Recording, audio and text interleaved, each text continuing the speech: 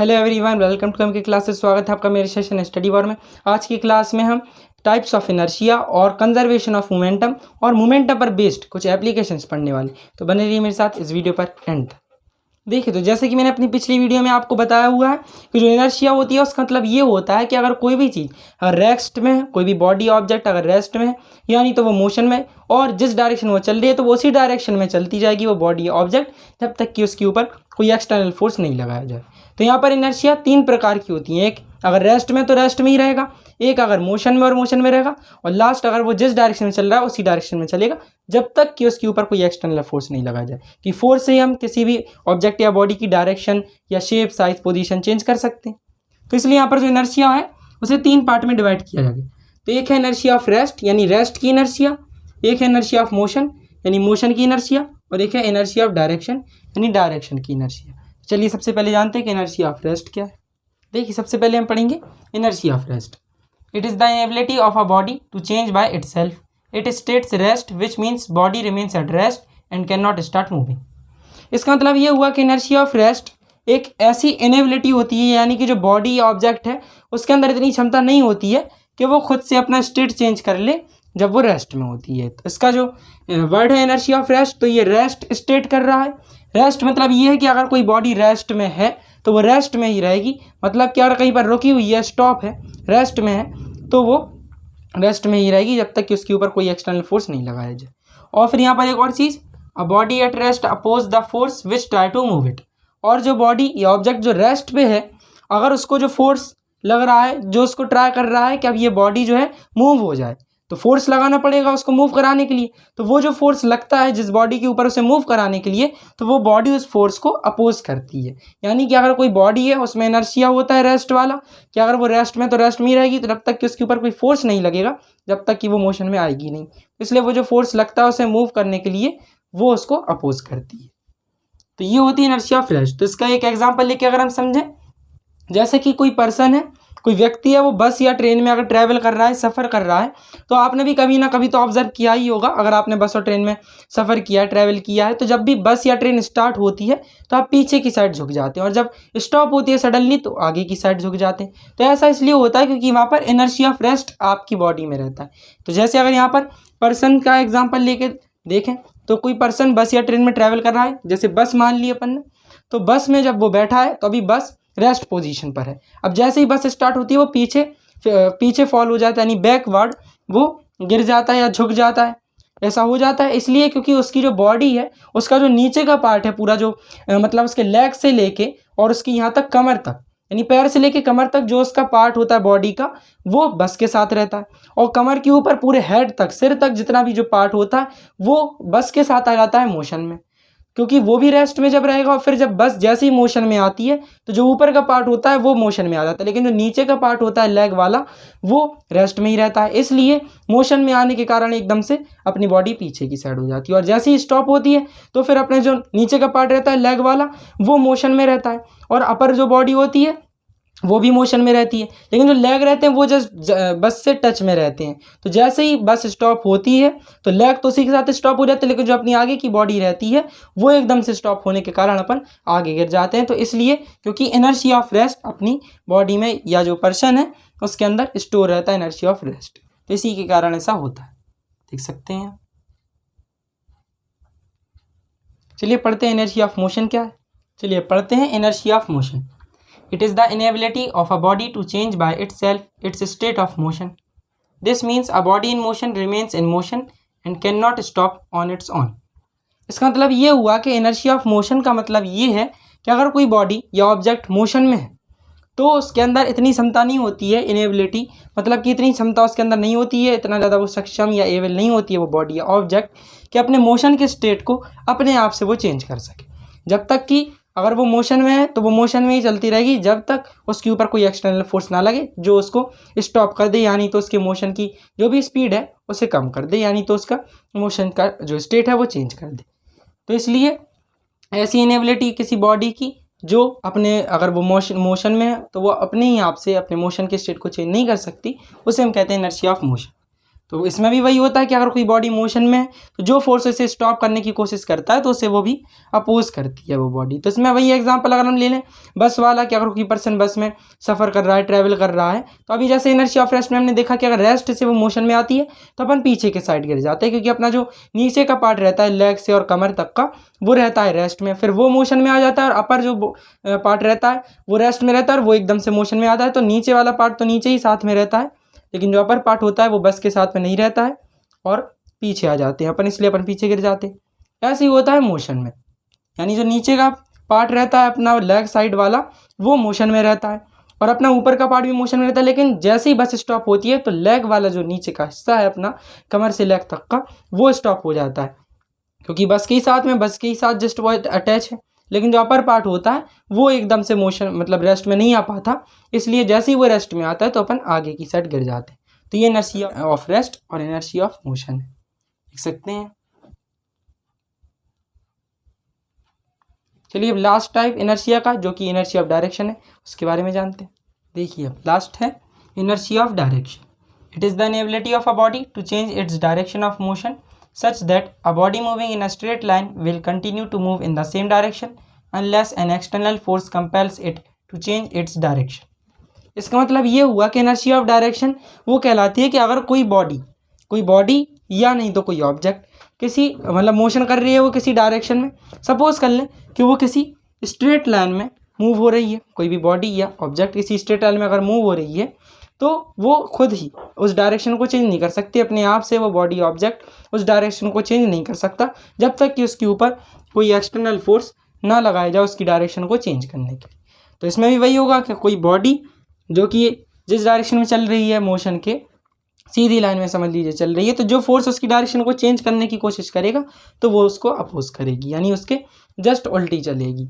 तो आपने इसे भी नोटिस किया होगा, अगर आप ज़्यादातर कार में या बस में अगर आप देखें तो कोई भी पर्सन अगर बैठा हो या अगर आप भी बैठे होंगे तो जब भी किसी स्ट्रेट लाइन में कार या बस चल रही होती है तो जैसे ही कोई मोड़ आता है, कर्व आता है या आपको मुड़ना होता है तो जिस डायरेक्शन में वो कार चल रही होती है और जिस डायरेक्शन में वो मुड़ती है तो उसके जस्ट अपोजिट डायरेक्शन में आप उस साइड झुक जाते हैं। जैसे अगर उसको लेफ्ट कार अगर मुड़ेगी तो आप राइट डायरेक्शन में झुक जाएंगे, और अगर राइट मुड़ेगी अगर कार या बस तो आप लेफ्ट डायरेक्शन में झुक जाएंगे, क्योंकि आपकी जो नीचे की साइड जो बॉडी होती है आपके लेग्स और कमर तक वो रहती है सीधे डायरेक्शन के मोशन में, और जो अपर बॉडी रहती है आपकी कमर के ऊपर तक की और हेड तक वो रहती है वो भी सीधे डायरेक्शन के मोशन में रहती है। लेकिन जैसे ही कार मुड़ती है तो नीचे साइड का आपके लेग वाला पार्ट उसके डायरेक्शन में आ जाता है, क्योंकि वो जस्ट अटैच होता है उस कार या बस के, लेकिन जो अपर साइड होता है आपकी बॉडी का वो उस मोशन में नहीं आ पाता उस डायरेक्शन में, और जैसे ही वो आता है तो फोर्स जो होता है अपोजिट, यहाँ पे लिखा है कि अगर कोई बॉडी है वो डायरेक्शन में चल रही है उससे जो भी फोर्स लगता है उसकी डायरेक्शन को चेंज करने के लिए, इसलिए वो उसकी जस्ट अपोज होती है, तो इसलिए वो बॉडी उसके विपरीत डायरेक्शन में अपोजिट डायरेक्शन में लग जाती है। जैसे अगर राइट डायरेक्शन में अगर कोई कार या बस मुड़ेगी तो बॉडी लेफ्ट डायरेक्शन में झुक जाती है, और लेफ्ट डायरेक्शन में कोई कार या बस झुकेगी तो राइट डायरेक्शन में झुक जाती है। इसी तरह से इनर्शिया ऑफ रेस्ट और मोशन में होता है कि अगर कोई बस या कार जिसमें कोई भी पर्सन ट्रैवल कर रहा है अगर वो मोशन से स्टॉप होती है तो अपन आगे की साइड झुक जाते हैं, और अगर रेस्ट से मोशन में आती है तो अपन पीछे की साइड झुक जाते हैं। वही होते हैं inertia of rest, inertia of motion और इनर्शिया ऑफ डायरेक्शन, देख सकते हैं आप। चलिए तो आप पढ़ते हैं अपन कंजर्वेशन ऑफ मोमेंटम क्या होता है। देखिए तो अपनी पिछली क्लासों में मैंने आपको मोमेंटम भी बता दिया कि मोमेंटम क्या होता है, कि अगर किसी बॉडी का मास और वेलोसिटी अगर गिवन हो तो उसका प्रोडक्ट कर दिया जाए तो मोमेंटम निकल कर आ जाता है। पर यहाँ पर एक और सिचुएशन आती है कि अगर हम दो बॉडी जो सेम ही डायरेक्शन में मतलब एक दूसरे से अगर देखा जाए तो अपोजिट डायरेक्शन में इस तरह से ट्रैवल हो रही हो और वो आपस में अगर कोलाइड कर जाएँ या उनका एक्सीडेंट हो जाए, अगर वो भिड़ जाएँ आपस में, तो क्या होगा मोमेंटम के साथ। ये तो हमने ऐसी कंडीशन पढ़ी नहीं, इसलिए आज हम पढ़ने वाले हैं ऐसी कंडीशन कि अगर दो बॉडीज सेम ही डायरेक्शन अपोजिट डायरेक्शन हो लेकिन एक ही ट्रैक पर चल रही हो और कोलाइड हो जाएँ, भिड़ जाएँ, एक्सीडेंट हो जाए, तो ऐसे में मोमेंटम पे क्या फ़र्क पड़ता है। तो उसके लिए हम यहाँ पर पढ़ते हैं कंजर्वेशन ऑफ मोमेंटम। इसका मतलब है when two or more bodies act upon one another their momentum remain constant and equal to each other if no external forces acting. मतलब कि जब दो बॉडी या दो ऑब्जेक्ट, समझ लीजिए दो कार हैं, वो एक कार आ रही है इस तरह से, एक कार यहाँ पर आ रही है और एक कार आ रही है यहाँ पर, तो ये यहाँ पर कुछ मोमेंटम से चल रही है और ये यहाँ पर कुछ मोमेंटम से चल रही है P1 P2। तो जब ये दोनों सेम ही ट्रैक पर चल रही हैं एक दूसरे के अपोजिट डायरेक्शन में, तो जब ये दोनों आपस में कोलाइड करती हैं और अगर यहाँ पर फोर्स जो एक्सटर्नल फोर्स है अगर इन दोनों पे सपोज कर लें कि ज़ीरो है, तो बीच में जो इनका फोर्स लगता है वो ज़ीरो हो जाता है। फोर्स तो सब में ज़ीरो ही है, लेकिन बीच में जो मोमेंटम आ जाता है तो वो P1 is equal to P2 हो जाता है बीच में।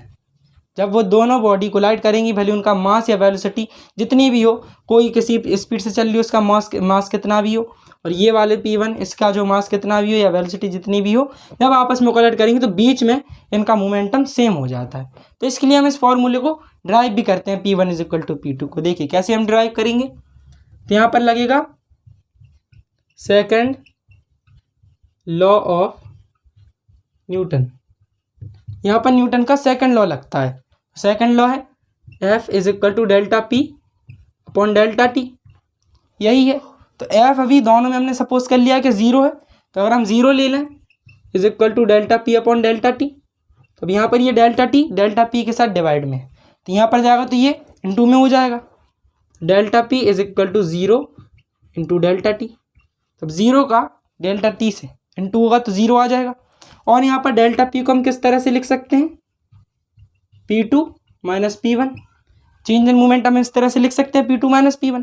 हम यहाँ पर लिख देंगे P2 minus P1 is equal to zero into delta T zero. अब इस P1 को हम यहाँ पर ले जाएं, तो अभी ये यहाँ पर नेगेटिव है तो इक्वल के साइड जाएगा तो ये पॉजिटिव हो जाएगा, तो यहाँ पर आ जाएगा P2 is equal to P1। तो ये यहाँ पर P2 P1 दोनों मोमेंटम एक दूसरे के इक्वल में हो जाएंगे। फिर यहाँ पर एक और फॉर्मूला यहाँ से बन जाता है। अगर हम देखें P का फॉर्मूला होता है mv यानी मास इनटू वेलोसिटी, तो अगर हम यहाँ पर देखें तो यहाँ पर मोमेंटम का फॉर्मूला होता है मास इनटू वेलोसिटी। और अगर हम P1 के लिए निकालें, P1 के लिए अगर हम निकालें तो m1v1 हो जाएगा। और अगर हम P2 के लिए निकालें तो m2v2। और यहाँ पर हमने फॉर्मूला निकाला है P2 is equal to P1, तो अगर हम इस P2 is equal to P1 को मतलब P2 is equal to P1 को अगर हम इसमें ये वाली वैल्यू को पुट करें तो P2 की जगह आ जाएगा m2v2 is equal to P1 की जगह पर आ जाएगा m1v1। तो ये एक फॉर्मूला और यहाँ से ड्राइव हो जाता है कि मास अगर हो, दो बॉडी हो, उनका मास अलग अलग हो, वेलोसिटी अलग अलग हो, और अगर वो आपस में कोलाइड होती हैं तो उनका मास और वेलोसिटी का प्रोडक्ट यानी मोमेंटम, और दूसरी बॉडी का मास और वेलोसिटी का प्रोडक्ट यानी दूसरा मोमेंटम आपस में इक्वल हो जाते हैं। m2v2 is equal to m1v1। ये फॉर्मूला यहाँ से ड्राइव हो जाता है, देख सकते हैं आप। इस पर कुछ एप्लीकेशन भी होती है, यानी कि ऐसी सिचुएशन कब आती है तो उस पर कुछ एप्लीकेशन भी आधारित होती हैं कंजर्वेशन ऑफ मोमेंटम पे। चलिए अब जानते हैं कंजर्वेशन ऑफ मोमेंटम की एप्लीकेशन क्या होती है। देखिए हम पढ़ेंगे law of conservation of momentum पर कुछ एप्लीकेशन मतलब ये होता है कि law of conservation of momentum जैसे हमने पढ़ा तो इस पर आधारित चीज़ें हैं कि ये कब काम आता है law of conservation of momentum. तो पहली तो यहाँ पर है the rockets and jet planes, यानी जो रॉकेट्स होते हैं और जेट प्लेन्स होते हैं वो भी law of conservation of momentum पर ही आधारित होते हैं, यानी उसी के बेस पर वो चलते हैं। अब जैसे रॉकेट्स और जेट प्लेन्स में होता है कि उनमें बहुत ही ज़्यादा भारी मात्रा में उनके अंदर फ्यूल भरी जाती हैं, गैसेस।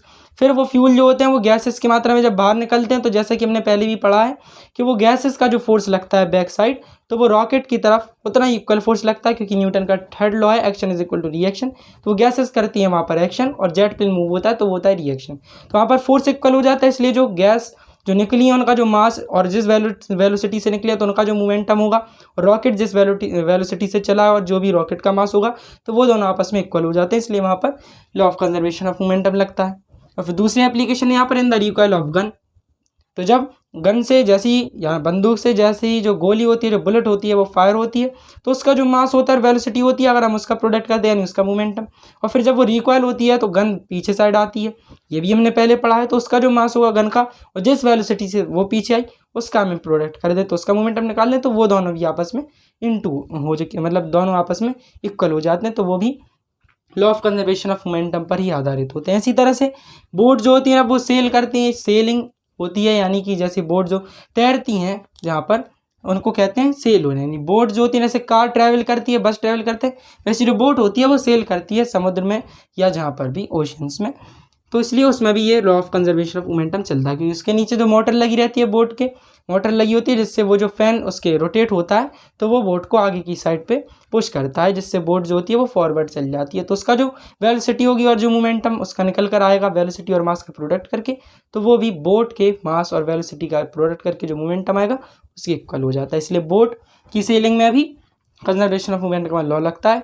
और फिर जैसे कि हमने एग्जाम्पल भी देखा था अभी कि एक्सीडेंट अगर 2 कार का हो जाए, यानी 2 कार के एक्सीडेंट में, तो law of conservation of momentum लगता ही है, क्योंकि वो दोनों जो कार हैं आपस में इस तरह से आएंगी, दोनों एक ही डायरेक्शन में रहेंगी, मतलब एक ही पाथ पर रहेंगी अलग अलग डायरेक्शन के साथ, और एक ही पाथ पर एक ही रोड पर वो आएंगी, और दोनों जैसे ही ये टकराएंगी तो उन दोनों का जो मास और वेलोसिटी का प्रोडक्ट कर दें, यानी P1 और P2 दोनों का अलग अलग मोमेंटम इक्वल हो जाता है। अगर फोर्स लेट करने के 0 है तो वो भी law of conservation of momentum पर ही आधारित होते हैं।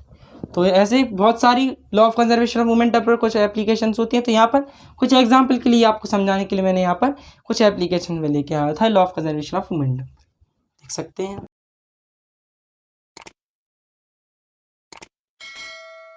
तो आज के लिए बस इतना ही। अगर आपको वीडियो अच्छी लगी हो तो उसे लाइक करें, कमेंट करें, शेयर करें। मेरे चैनल पर अगर नए हैं तो उसे सब्सक्राइब करके बेल आइकन जल्द से जल्द प्रेस करें, जिससे आपको मेरी नेक्स्ट वीडियो, जिसमें मैं अपने पूरे force and laws of motion में जितने भी न्यूमेरिकल्स हमने करे हैं फोर्स के, मोमेंटम के और कंजर्वेशन ऑफ मोमेंटम के, वो सारे मिक्स में करवाने वाला हूँ, तो वो भी आपको सबसे पहले मिल सके। तो मिलते हैं अगली वीडियो में, तब तक के लिए बाय बाय।